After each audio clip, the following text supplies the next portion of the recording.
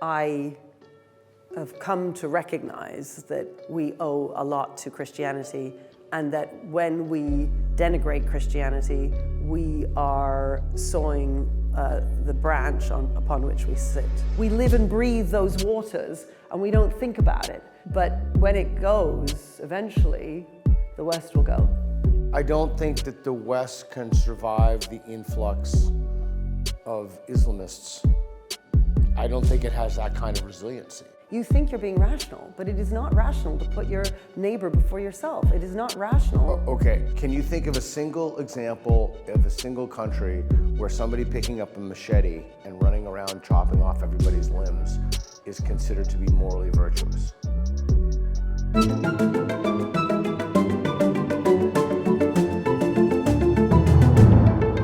Alrighty, here we are at Vertex Academies. I have Katharine Birbalsingh and Peter here. How are you guys doing? Fine, thanks. Never been better. All right, so we're going to do some Spectrum Street Epistemology. The claim is the West can survive without Christianity. 5, 4, 3, 2, 1, move.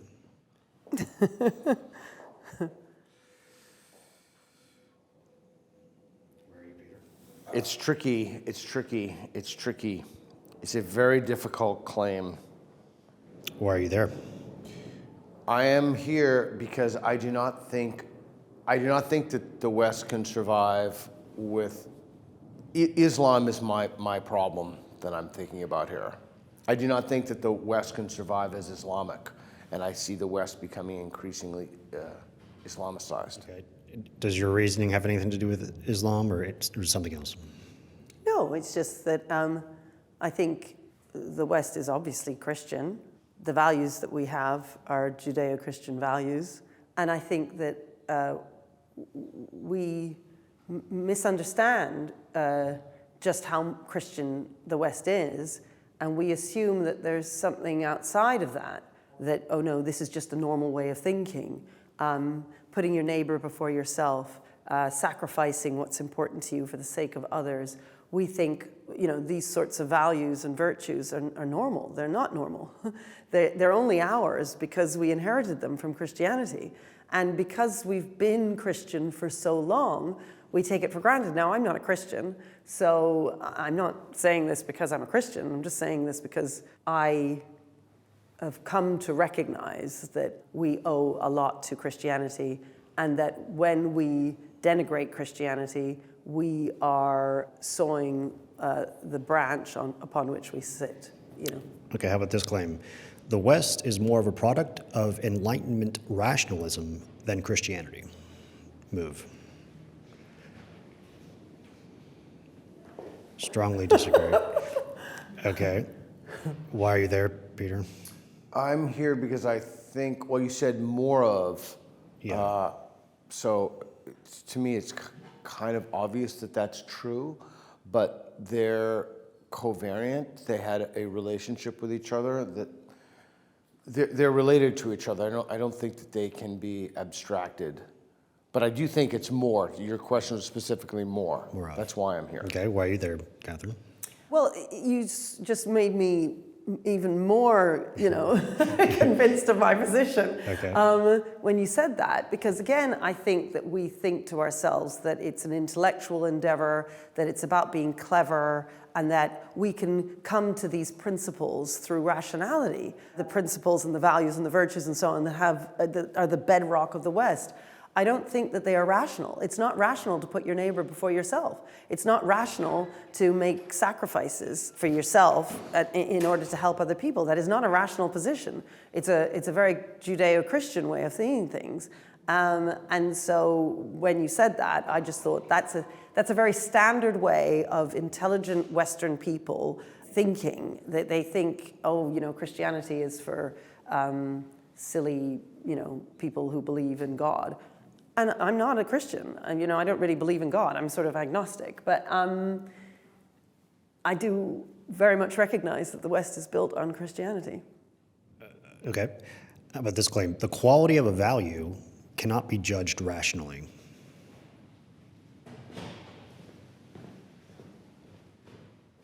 Quality of a value cannot be judged rationally. Yeah. All right. How do you judge the quality of a value? That's a very good question. And that's why if we abandon Christianity, we will lose the West. And I don't know, it doesn't mean everybody has to be a Christian, but for some time, we've existed with Christianity in the background, and we are living off the fumes of Christianity. So while Christianity has been dying in the West, we have underestimated the amount in which we have become, we live and breathe those waters, and we don't think about it. But when it goes, eventually, the West will go. And you're on strongly disagree for that, Peter? Why? Boy, if anything were apodictically true, that would be it. We do that all the time. We do that like from the moment you wake up, for every decision that you make. I mean, you have these moral impulses that guide you or the way you navigate, but... Are you doing that because of the fumes of Christianity, though? And Yeah, not, exactly. See, what I would say is that you think it's rational at that point. You think you're being rational, but it is not rational to put your neighbor before yourself. It is not rational. Okay, so can you think of a single example of a single country where somebody picking up a machete and running around chopping off everybody's limbs is considered to be morally virtuous? So you don't need these superstructures of religion to figure out when someone does something that's detrimental to the well-being of the community. Yeah, but you've now suddenly switched into utilitarianism. You made that switch there, which is what you're doing there is you're saying, let me weigh up and see, is this beneficial for the community? Is it not beneficial for the community? And I'm going to choose which one. That is rational. Absolutely, utilitarianism is rational. But I'm saying that there are values that we take for granted all the time, that are not rational and that are not utilitarian in their core. They're not calculated. It's just people feel compelled to do certain things Right. because there's Well, something inside them. You can have a deontological value, a value of rights, duties, and responsibilities of things that one should do even if it has bad consequences, and you don't need any kind of overarching substrate for that, moral substrate, like Christianity, Islam, Judaism, Hinduism. Well, I don't agree. I don't think you do come to that through rationality. I think you come to that through the culture in which you've been brought up, and you then just do things and you don't really know why. You know, it just seems wrong. I don't know, walking on gravestones, for instance. Well, rationally, the people are dead, who cares? What does it matter? But there are many of us who would feel very uncomfortable about walking on a gravestone, and there's a value there. There's a sanctity around life and death that we've inherited from the Christian tradition that makes us feel that it's wrong to walk on a gravestone. That's an example of that sort of thing. There's loads of examples of that in the way in which we lead our lives. And that, I suppose it's mixed up with some rationality, and that's where we've got confused perhaps, but it is most definitely the case that we've got values and virtues that we live our lives by that I think are grounded in Christianity. Okay. How about this claim? Go back to neutral. Human societies in general flourish when they follow a tradition of criticism.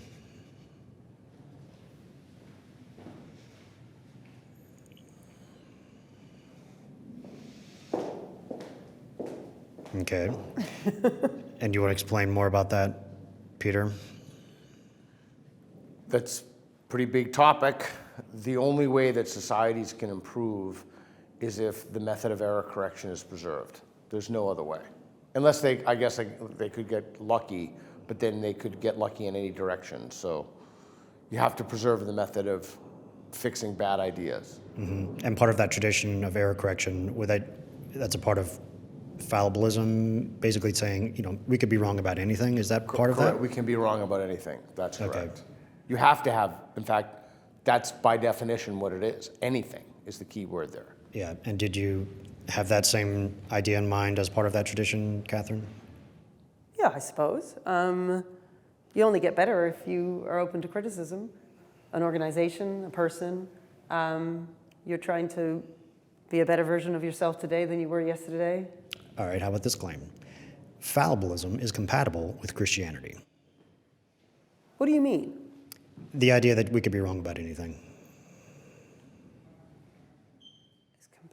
is compatible with Christianity. Yeah. Anything. I'm not sure what we mean. We could be wrong about anything. Do you know where I'm getting? Fallibilism is clearly incompatible with Christianity because Christianity, by definition, and there are people who don't accept the historicity of Jesus. There are people who don't think Jesus was crucified. That's fine. I'm talking about the idea that Jesus was the Son of God. That is the core principle of Christianity. He died for your sins. The method of error correction, fallibilism, that you could be wrong about something, it's fundamentally incompatible with Islam, Christianity, etc., because that would mean the very thing that you believed has the potential of being wrong, or could be error corrected at some point. So you would have to be on, if I had another mat, I would stand on absolutely disagree. Yeah, but the thing is that you're pointing to... Can you stand in the middle of the mat? Oh, well, I don't know if I'm here. I don't really know where I am. Okay. Here, maybe, I think. It depends on what you mean by wrong and what you're wrong about. Of course, people are wrong all the time who are Christians. But are they or wrong Muslims. about the fundamental idea that Jesus died for their sins? No, so they would believe in certain objective truths. Okay, so then that's incompatible with fallibilism. That's incompatible with the idea that their base belief could be wrong. Because everything needs to be open to question. Correct. Right. Okay. Well, then, yeah, I understand. So I would move in what you're saying. Okay. I would come over here. Okay. How about this claim? Christianity is more compatible with fallibilism than Islam.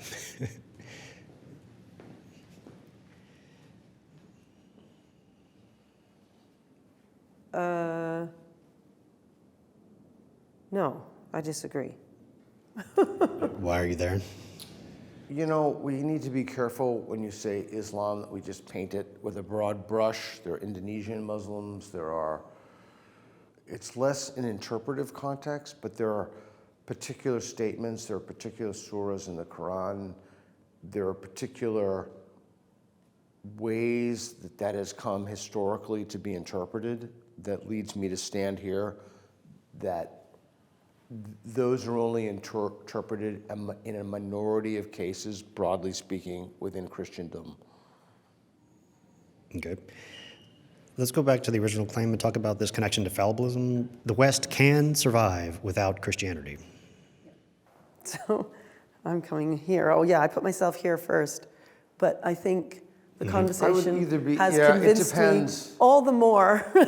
Okay, you shifted a My bit. original. I'm waffling because I don't think that the West can survive the influx of Islamists. I just don't think it can. I don't think it has that kind of resiliency. I just don't. Okay. How about this? But I could be convinced to move the slightly agree if that. But of course, it might be that it doesn't have that kind of resilience anymore because it's lost its the Christian core. And if it had its Christian core, so then if you it took wouldn't be under Islam threat. out of the question, I would have a different response. No, but the point is we've got various different religions. This is the way the world is. And without that Christian core, the West is very vulnerable to any number of different threats. Okay, I have a claim. Okay. If tomorrow everybody in the West suddenly became a Sikh, the West could survive.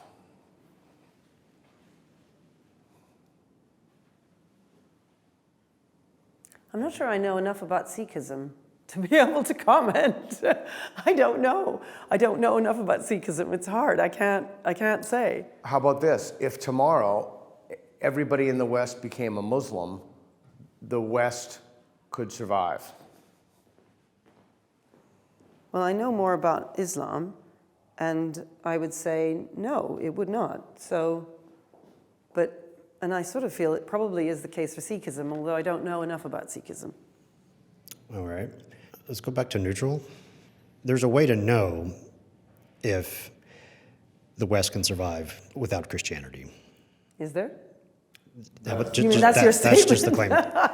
There is a way to know if the West can survive without Christianity. Yes, I suppose so. Okay. what would be the best way to know? Well, we're going through it right now. We are living through that question, and we will find out.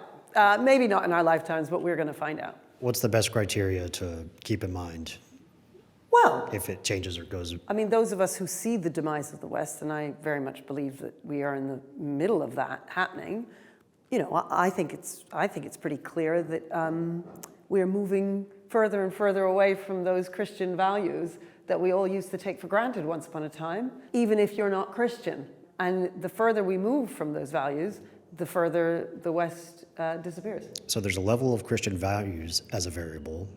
Is there like just more generic life, health statistics for societies that we also should keep an eye on in comparing Yeah, these? but that stuff's happening because we've lost the values of the West. Yeah. Could the good things we want in society increase while the belief in Christian values decrease? Could that happen? Sorry, say that again? Could the general well-being of society increase and the belief in Christian values decrease in the West? Could that happen? Well, it depends on how you interpret well-being. Yeah. And if you interpret it in a utilitarian way, which I think Peter probably would. Not really, but No? yeah. All of the Pinker stats from the Better Angels Right. of Our Nature, that type of stuff. No, I don't think so. I think a big reason why the West has been so successful is thanks to the Christian heritage that we've taken. Okay. How would you figure it out, Peter? I think you have to look at it historically. There are Islamic democracies. I mean, it's a really interesting question because you'd have to drill down and define what the West is, what success would look like, and what would substitute for that. What would the substitution for that be? I mean, it's a complicated question. That's why I'm only on slightly agree. There are broad metrics, but I don't think that there's a single thing one can put one's finger on and say, even if it's something like free speech or error correction, these take place in a larger context. So it's just, there's more nuance. It's more complicated than that. All right, great. Thanks a lot. Thank you. Thank you.